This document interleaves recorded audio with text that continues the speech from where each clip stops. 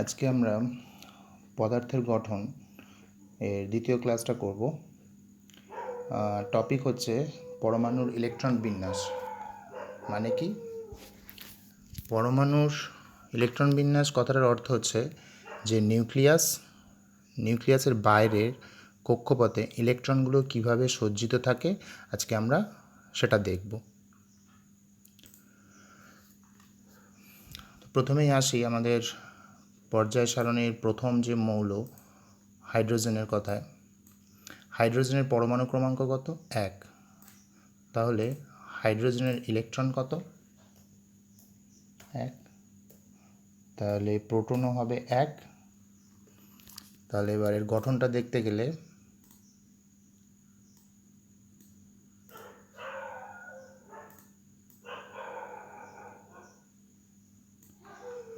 একটা কক্ষপথ এখানে থাকবে, ভিতরে থাকবে হচ্ছে একটা পজিটিভ চার্জ প্রোটন, আর কক্ষপথের বাইরে থাকবে হচ্ছে একটা ইলেকট্রন। এটা হয়ে গেল একটা সাধারণ হাইড্রোজেন পরমাণুর গঠন। এরপরে দ্বিতীয় মৌল পর্যায় সারণীর হিলিয়ামের ইলেকট্রন সংখ্যা কত? পরমাণু ক্রমাঙ্ক হচ্ছে 2, তার মানে ইলেকট্রন সংখ্যাও হবে 2, আর প্রোটন সংখ্যাও হলো 2। তাহলে এটা কিভাবে ইলেকট্রনগুলো থাকবে?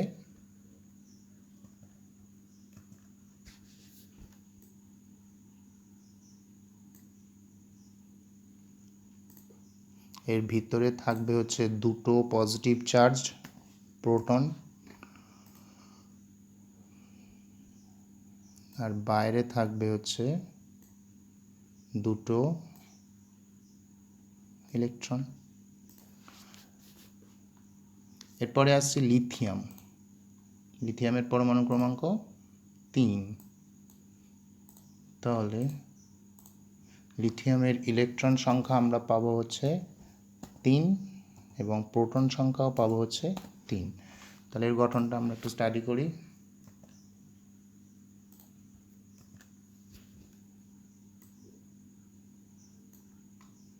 এখানে থাকবে +3p, 3টে পজিটিভ চার্জ প্রোটন, আর এখানে একটা ইলেকট্রন, এখানে একটা ইলেকট্রন। এবার প্রশ্ন হলো যে তাহলে আর একটা ইলেকট্রন আমরা কোথায় রাখব? দেখো, এই ক্ষেত্রে যখনই আমার ইলেকট্রন সংখ্যা বাড়ছে, এখানে আমি কি করছি? ইলেকট্রন ডট তৈরি করব। ইলেকট্রন ডট মানে কি? ইলেকট্রন ডট মানে হলো যে আমি ইলেকট্রনগুলিকে কিভাবে সাজাবো। প্রথম কক্ষপথে থাকলো হচ্ছে দুটো ইলেকট্রন, তাহলে 3 থেকে যদি 2 বাদ যায় কত থাকবে? 1। লিখলাম 1। এটা কিন্তু ইনটু নয়, ডট। একে বলা হয় ইলেকট্রন ডট কনফিগারেশন। তাহলে এখানে গেল দুটো ইলেকট্রন প্রথম কক্ষপথে, আর একটা কক্ষপথ আসবে, সেখানে এই একটা ইলেকট্রন গিয়ে থাকবে। তাহলে আমরা আর একটা কক্ষপথ এখানে নিয়ে আসি, তাহলে এই কক্ষপথে হবে হচ্ছে আর একটা ইলেকট্রন। এটা গেল হচ্ছে লিথিয়াম পরমাণুর গঠন। দেখো, প্রথম থেকে আবার রিপিট করে দিই। সাধারণ হাইড্রোজেন পরমাণুর একটা ইলেকট্রন ছিল, একটা প্রোটন ছিল। এটা গেল সাধারণ হাইড্রোজেন পরমাণু। ঠিক একই রকমভাবে লিথিয়ামের ক্ষেত্রে গিয়ে দেখলাম কি আমার দুটো কক্ষপথ দরকার। কারণ কি? প্রথম কক্ষপথে থাকবে হচ্ছে দুটো ইলেকট্রন, আর একটা ইলেকট্রন যাবে কোথায়? তার পরের কক্ষপথে। কেন প্রথম কক্ষপথে দুটো ইলেকট্রন থাকবে? কারণ প্রথম কক্ষপথে দুটোর বেশি ইলেকট্রন থাকতে পারে না, আমরা আগের দিন পড়েছিলাম। এরপরে একটু বেশি সংখ্যক ইলেকট্রন আছে এরকম একটা পরমাণু নিয়ে দেখি আমরা।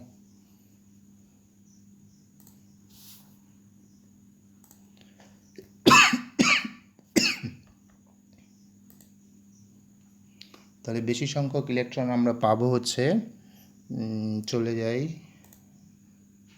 নিয়ন।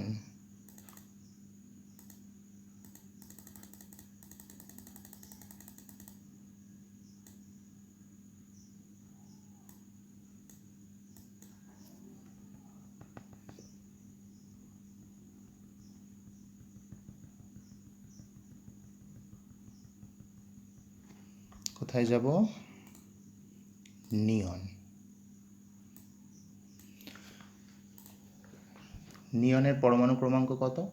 আচ্ছা, এগুলো আর লাগছে না আমাদের, এগুলো মুছে দিলাম।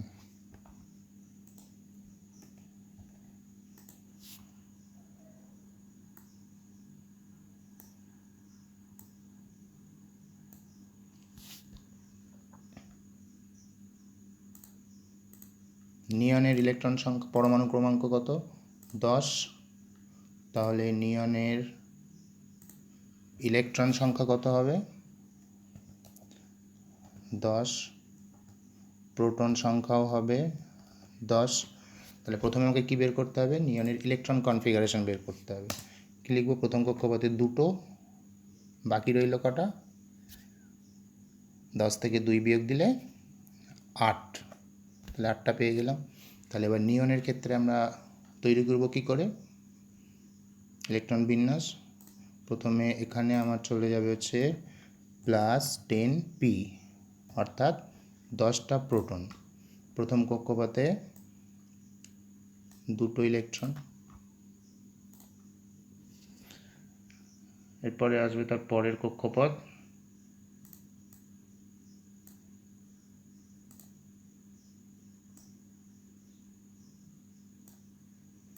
এখানে কটা ইলেকট্রন থাকবে?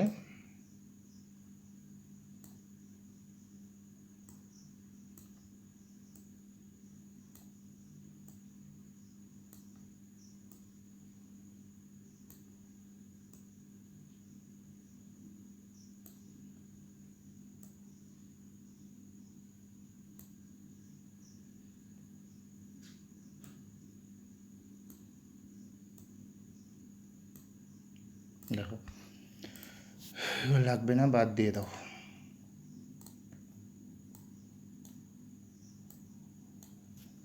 কি হলো? নিয়নের পরমাণু ক্রমাঙ্ক 10, তাহলে ইলেকট্রন সংখ্যা 10, প্রোটন সংখ্যাও 10। এর ইলেকট্রন কনফিগারেশন হচ্ছে 2.8, মানে প্রথম কক্ষপথে 1টা 2টো ইলেকট্রন, আর দ্বিতীয় কক্ষপথে 1 2 3 4 5 6 7 8। তাহলে 8, আর এই প্রথম কক্ষপথে 2টো, 10টা, টোটাল 10টা ইলেকট্রন হলো। এরপরে আরও বড় একটা পরমাণু নিই। কী পরমাণু নেওয়া যায়? এরপরে আসি হচ্ছে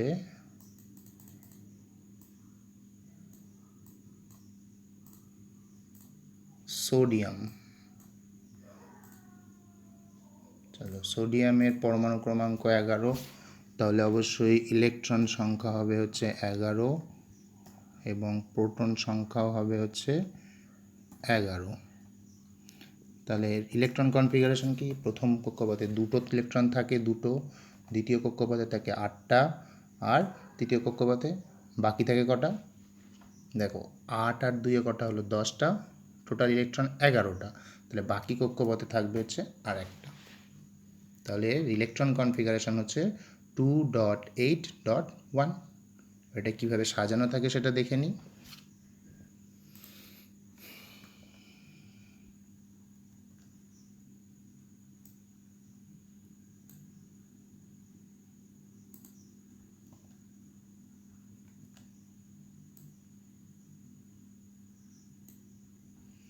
তাহলে এখানে কটা কক্ষপথ লাগছে?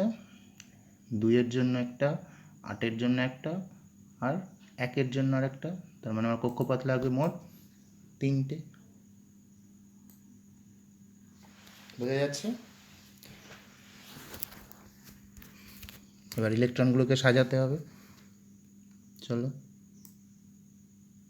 প্রথম কক্ষপথে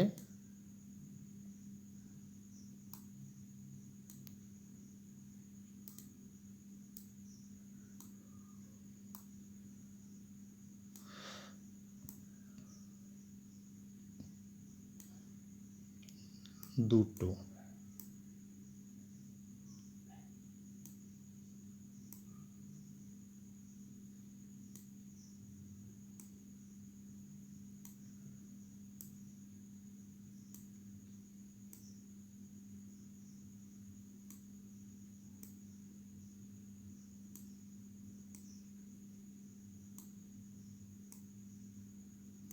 পরের কক্ষপথে 8টা। আর একটা ইলেকট্রন যাবে বাইরের কক্ষপথে। তাহলে এই গঠনটা আমরা কী পেলাম? এটা হচ্ছে সোডিয়াম পরমাণুর গঠন। আবার বলি এই দুটো ব্যাপার, তাহলে বুঝতে সুবিধা হবে। নিয়ন পরমাণুর ক্ষেত্রে বাইরের কক্ষপথ নিয়ন পরমাণুর ক্ষেত্রে বা নিয়নের ক্ষেত্রে মোট ইলেকট্রন সংখ্যা ছিল 10। তাহলে তার ইলেকট্রন কনফিগারেশন হচ্ছে 2.8। দ্বিতীয় কক্ষপথে ম্যাক্সিমাম 8টা ইলেকট্রন থাকতে পারে। 8টা হলো। যখনই আমরা সোডিয়ামে আসছি তখন দেখছি ইলেকট্রন সংখ্যা আরেকটা বেড়ে গেছে। কত? 2.8.1 মানে 11টা। কিন্তু প্রথম আর দ্বিতীয় কক্ষপথ মিলে কত? 10টা ইলেকট্রন হচ্ছে। তাহলে আরেকটা ইলেকট্রনের জন্য আরেকটা কক্ষপথ আমরা নিয়ে নিলাম। এর পরের গঠনটা দেখি, সেটা হচ্ছে ক্লোরিন পরমাণুর ক্ষেত্রে।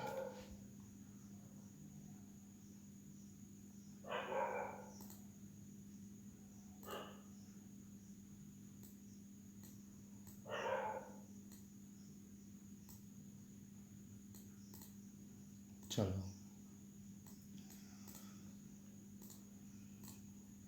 ক্লোরিনের ইলেকট্রন সংখ্যা কত? আচ্ছা, এটা মুছে দিই, তাহলে বুঝতে সুবিধা হবে।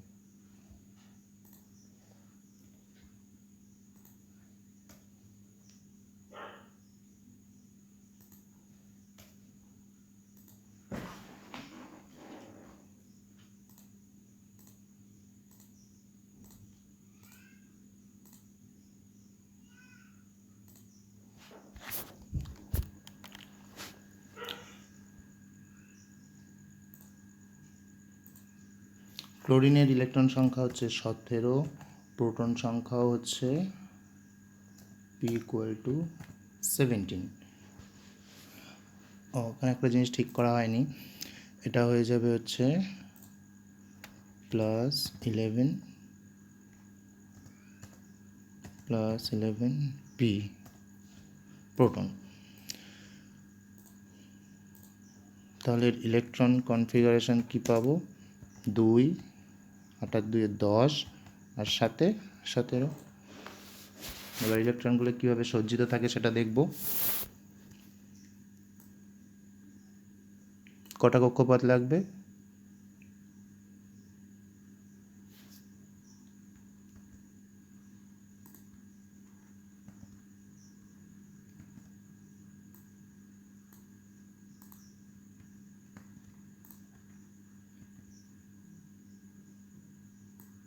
তিনটে।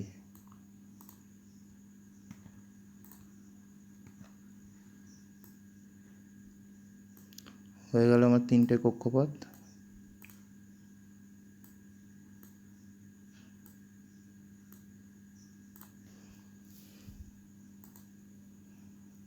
এখানে থাকবে হচ্ছে +17P আর ইলেকট্রন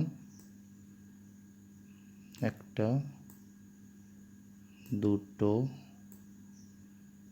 3 4 5 6 7 8 9 10 আর বাকি 7টা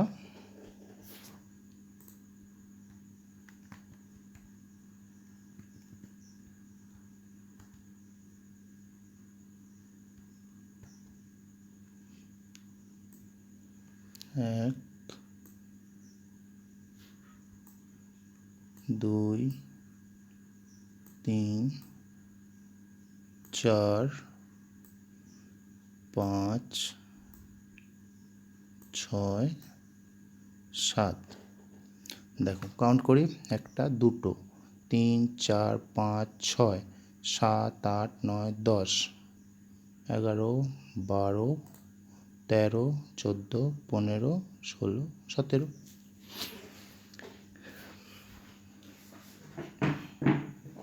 আর 2টো ইলেকট্রন আমরা দেখব। এগুলো সব মুছে দিই। আর দুটো পরমাণুর গঠন নিয়ে আমরা পড়ব।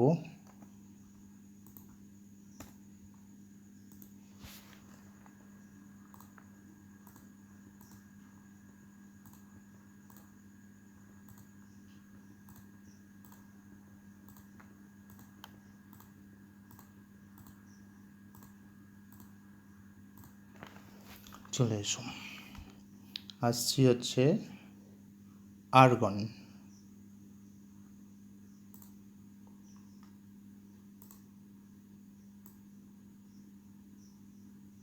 আর্গনটা পারবে। ক্যালসিয়ামে আসি, ক্যালসিয়াম। চলো, আর একটাই দেখাবো, এটাই লাস্ট। এর পরমাণু ক্রমাঙ্ক হচ্ছে 20, তাহলে এর ইলেকট্রন সংখ্যা পাবো হচ্ছে আমরা ইলেকট্রন 20, প্রোটন 20। তাহলে ইলেকট্রন কনফিগারেশন কি লিখব? 2, 10, 8, 2। কারণ এখানে একটা লজিক, এখানে একটা কথা দেখে নাও যে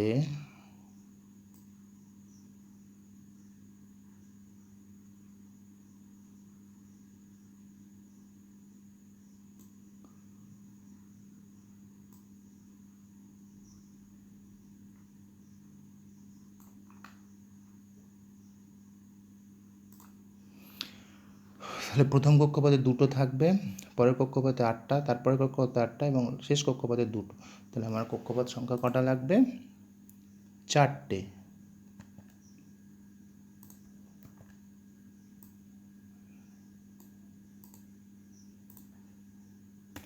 একটা পেলাম।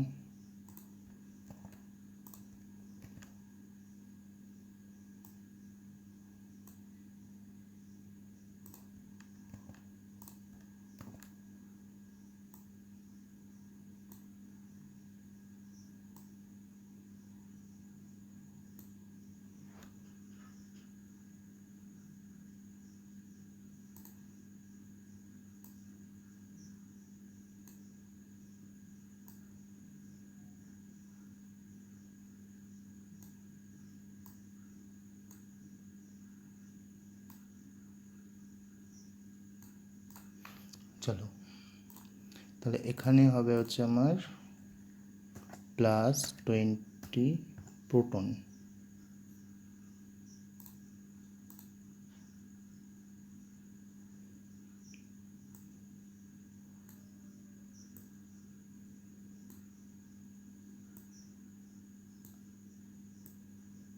দুটো, তিনটে,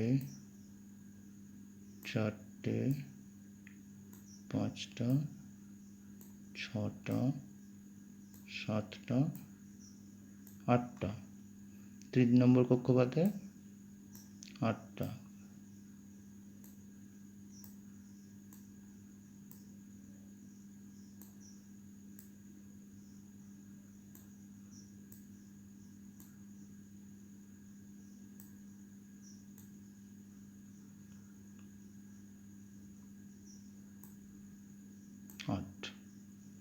লাস্ট কক্ষপথে হবে